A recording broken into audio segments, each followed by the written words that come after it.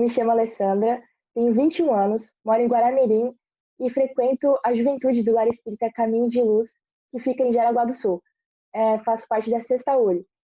E hoje eu vim ler o capítulo 9 do livro No Roteiro de Jesus, do Espírito Humberto de Campos, psicografado por Chico Xavier. Mas antes de começar, eu gostaria de fazer uma prece inicial. Portanto, peço que, se possível, todos fechem seus olhos, elevem seus pensamentos a Jesus. Meu Deus, de todo poder e grandeza, obrigado pela oportunidade de estar aqui e passar mensagens do bem, mensagens da boa nova. Peço que possamos todos entrar em conexão com o Senhor e nos conectarmos com as palavras que serão ditas por mim, e que, de alguma forma, alcançar a maior quantidade de pessoas que puderem ouvir, que elas possam se identificar com essas palavras. Que assim seja. O nome do capítulo, do qual eu vou falar agora, é A Revolução Cristã, e se trata de uma passagem de Jesus com Tomé durante uma possível renovação política. A fim de curiosidade, eu pesquisei sobre quem foi Tomé, e no Wikipédia mesmo encontrei que ele foi um dos 12 apóstolos de Jesus, e como os demais, ele auxiliou o mestre na disseminação da doutrina cristã. Mas acredita-se que o mesmo foi responsável principalmente por países orientais, como a Índia, por exemplo. Uma das suas aparições mais famosas no Novo Testamento foi quando duvidou da ressurreição de Jesus e afirmou que precisava sentir suas chagas antes de se convencer. O que hoje conhecemos como um ditado muito popular, que é mais ou menos assim: preciso ver para crer. Depois desse episódio de ter visto Jesus vivo, Tomé, enfim, acreditou e aceitou a fé em Cristo. E a partir de então ele foi considerado Tomé o crente.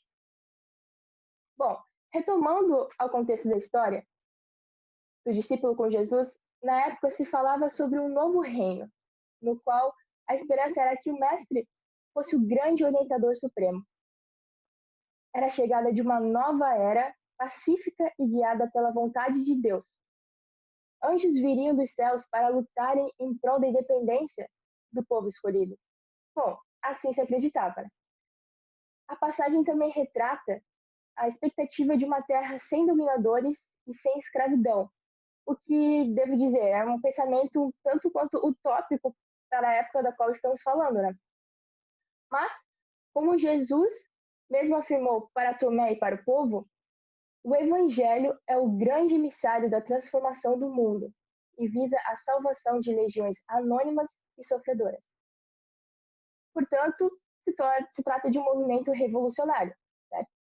Mais adiante na história, Tomé pediu ao mestre que o integrasse dos planos desse trabalho do novo governo do bem. Jesus, como sempre atencioso, o convidou para uma visita ao monte. E no caminho, eles iriam conversando sobre isso. Mas, no trajeto, eles foram interrompidos por diversas pessoas, que eram seguidoras de Jesus ou não, mas que naquele momento necessitavam de auxílio. Eis aqui um trecho da história. Não deram muitos passos e encontraram um pobre pescador embriagado, a estirar-se na via pública. O Messias parou e acercou-se do mísero, socorrendo. Que é isto? Clamou Tomé enfadado. Este velho diabo é Jonas, borracho renitente. Para que ajudá-lo? Amanhã estará deitado aqui às mesmas horas e nas mesmas condições. O companheiro celeste, todavia, não lhe aceitou o conselho e redarguiu. Não te sinto acertado das alegações. Ignoras o princípio da experiência de Jonas. Não sabes por que fraqueza se rendeu ele ao vício. É enfermo do espírito e em estado grave. Seus sofrimentos se agravam à medida que mergulha no lamaçal. Realmente, vive reincidindo na falta. Entretanto, não consideras razoável que o serviço de socorro exige também o ato de começar? Em outras palavras, o mestre demonstrou em ações a essência da conduta cristã, que não temos direito algum de julgar nenhuma pessoa, senão nós mesmos. Apenas podemos opinar sobre imperfeições que dizem respeito a nós mesmos. Não somos conhecedores das batalhas, das inseguranças, dos sofrimentos ou dos motivos que levam as pessoas a serem como elas são ou agirem do jeito como elas agem. Não cabe a ninguém dizer se o que você faz está certo ou errado, pois cada um de nós deve cuidar da nossa própria jornada. Mas nada nos impede de prestar auxílio a quem precisa, ou de incentivo para superar algum entrave, como o caso de Jonas, que possuía um vício, o alcoolismo, e carecia de cuidados e de uma mão amiga e acolhedora, e não de julgamentos. Outras pessoas também suplicaram a atenção de Jesus naquele dia, tal como quando pobre mulher, a toda pressa, implorou ao Messias que lhe visitasse sua filha que perecia em febre alta. E acompanhado pelo discípulo, o Salvador orou ao lado da pequenina e, de maneira confiante, abençoou-a e ele trouxe estabilidade para o corpo. Aqui temos um exemplo que comprova o que foi dito em Mateus, capítulo 11, versículo 24.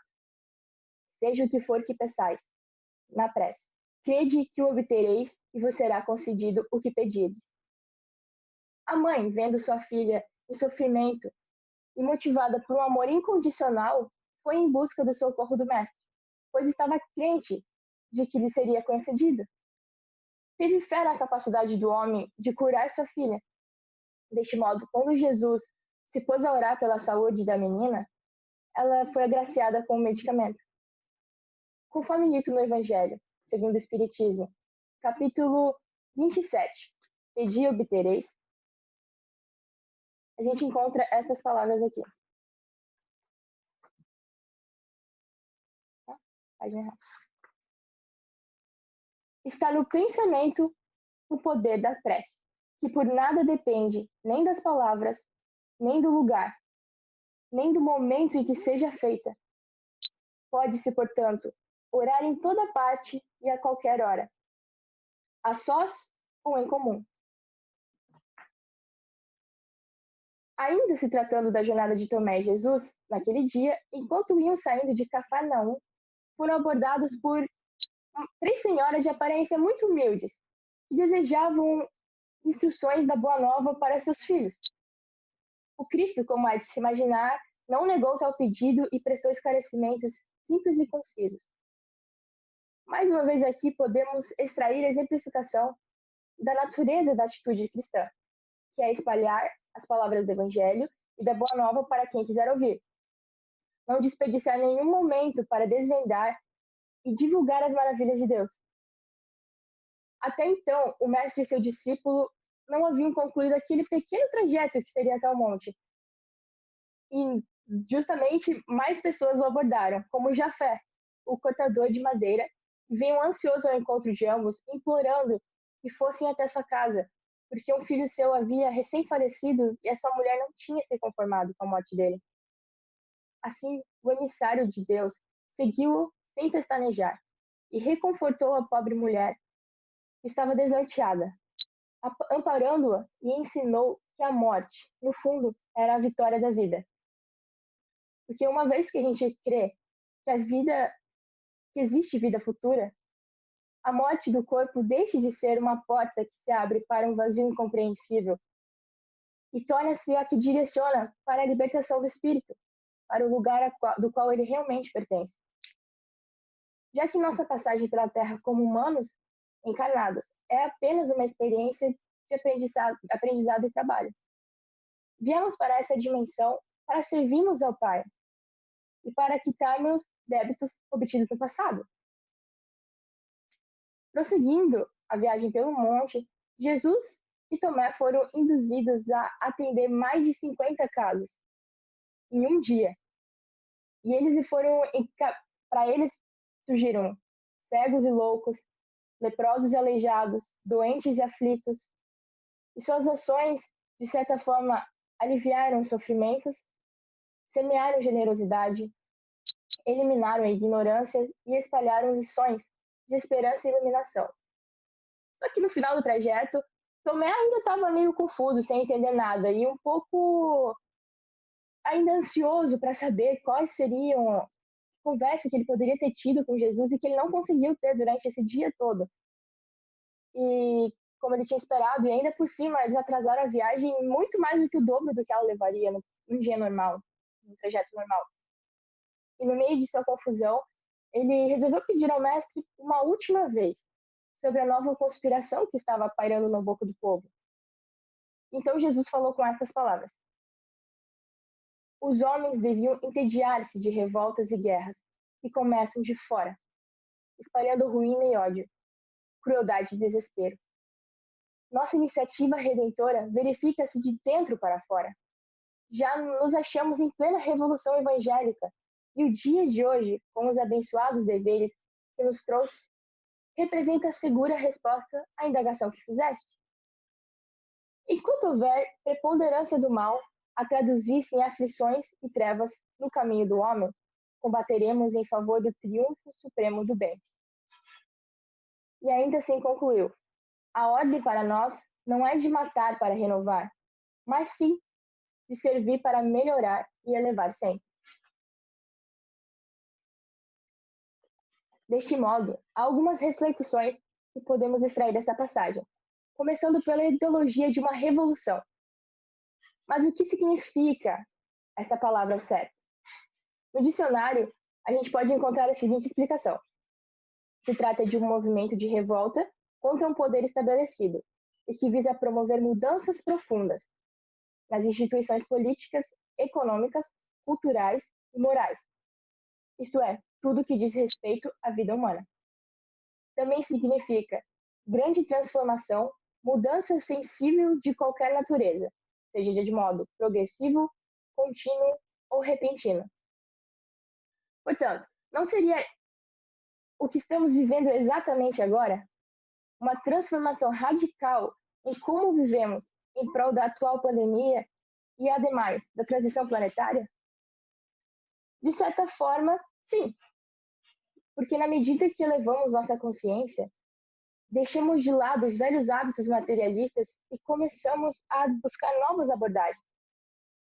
Não cabe mais na realidade atual a ignorância, o egoísmo, a intolerância, a desigualdade e a violência. Por conseguinte, tendemos a nos rebelar a tudo que traga esses sentimentos para dentro de nós, de forma a criar uma mobilização que promova mudanças, o que chamamos então de revolução. E o que Jesus quis dizer com o serviço de socorro exige também o ato de começar. A mudança não se faz por si própria. Ela precisa de algo ou alguém que a impulsione. Portanto, cada um de nós deve tomar atitudes para melhorar o meio que vivemos e proporcionar a evolução. É missão do homem levar a boa nova para corações ignorantes, fazer a caridade sem olhar a quem e amar a Deus e ao próximo incondicionalmente. Lembrar-nos do seguinte trecho também do Evangelho segundo o Espiritismo, do capítulo 15, que é: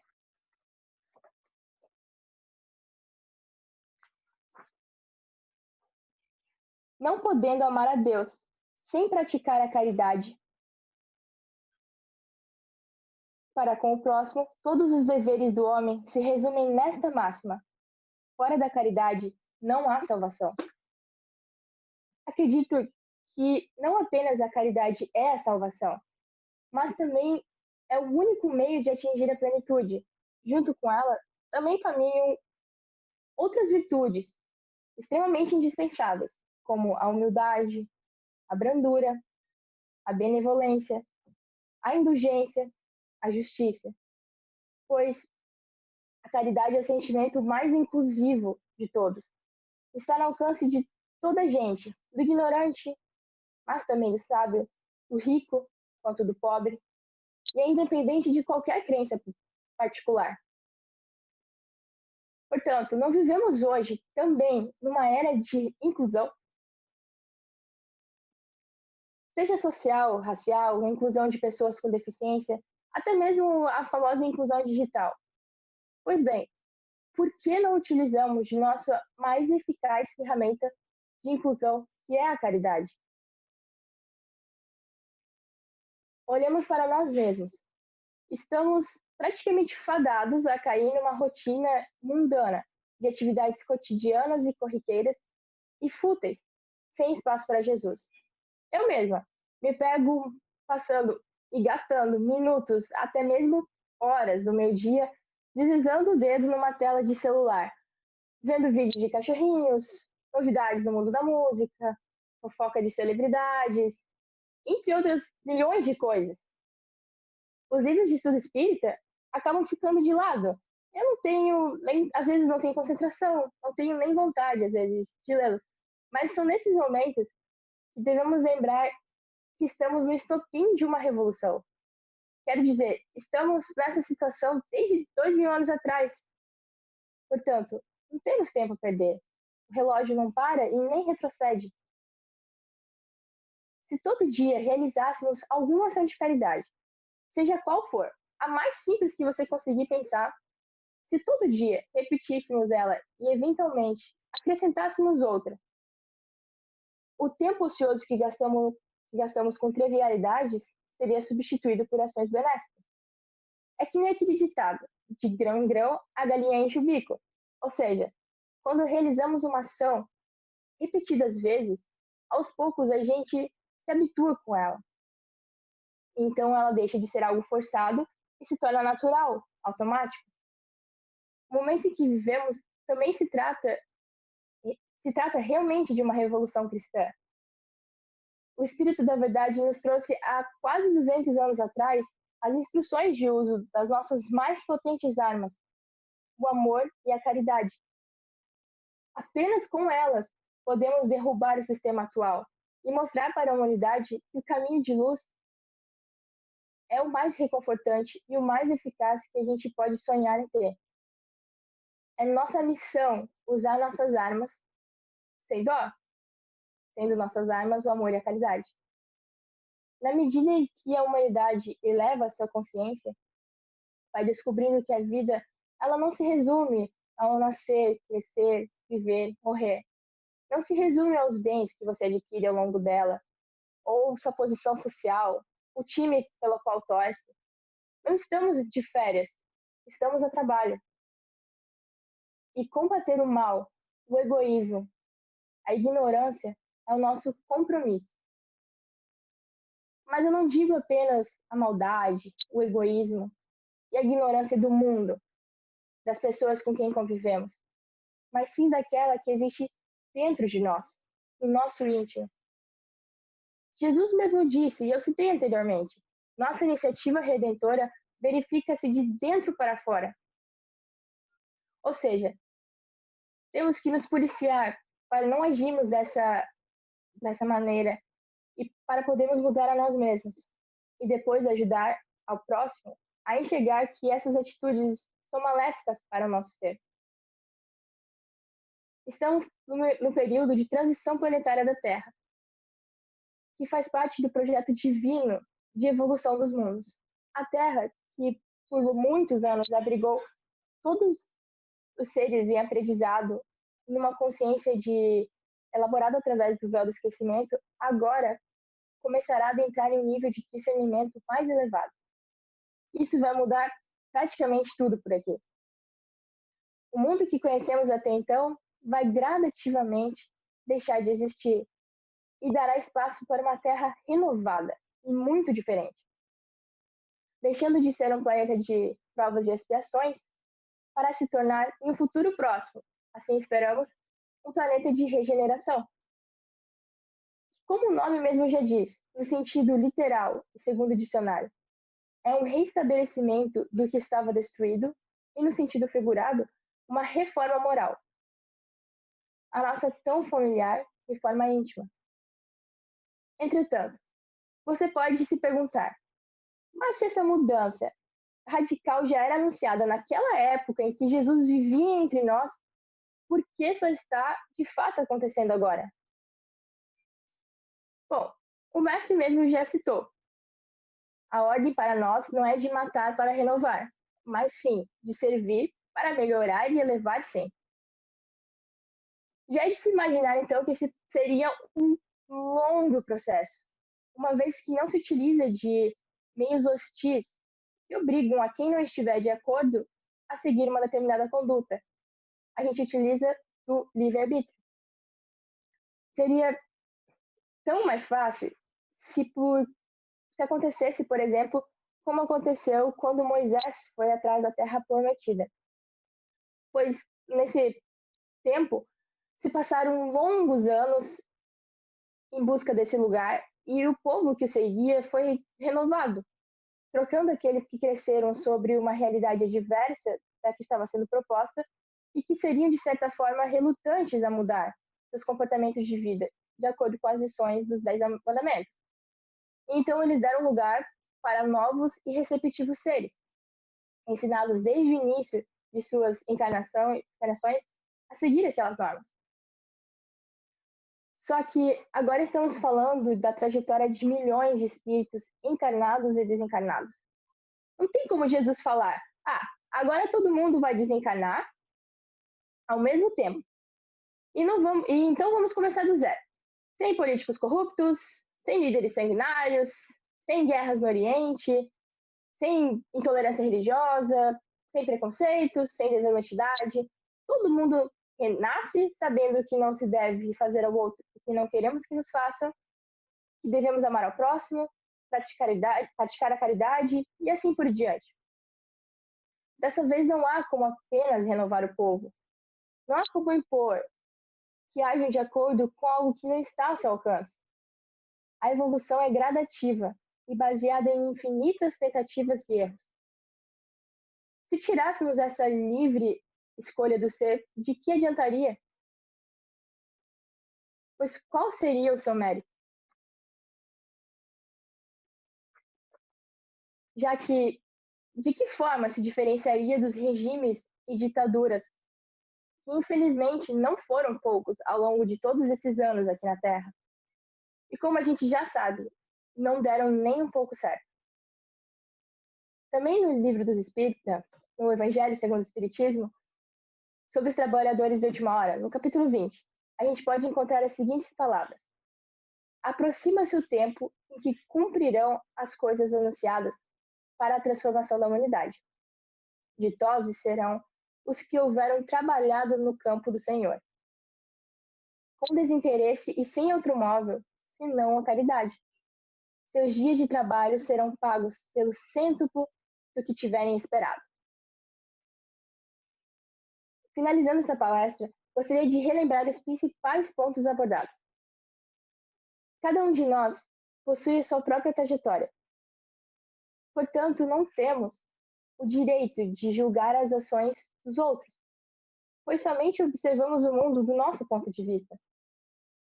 Não podemos desperdiçar a oportunidade de transmitir o amor, a felicidade e o acolhimento. Nem de prestar auxílio a quem nos solicitaram.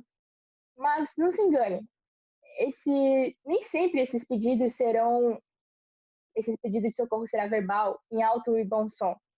Na maioria das vezes, temos que utilizar do nosso olhar cristão para sentirmos as dores do próximo e assim ajudar a amenizá-las do que for de nosso alcance. Com pequenas atitudes diárias, essas ações começam a se tornar naturais e espontâneas. Não se desespere e tenha paciência consigo mesmo. Portanto, não nos esqueçamos da nossa missão como trabalhadores do Senhor. Não nos deixemos levar pelos eventos cotidianos que nos afastam de nosso verdadeiro dever. Que possamos cada vez mais nos familiarizarmos com as boas ações, com os estudos da doutrina espírita, pois a maior revolução está em nossa consciência. Gostaria agora de fazer a prece de encerramento e agradecer pela atenção de todos vocês. Portanto, Novamente, elevemos nossos pensamentos ao Mestre,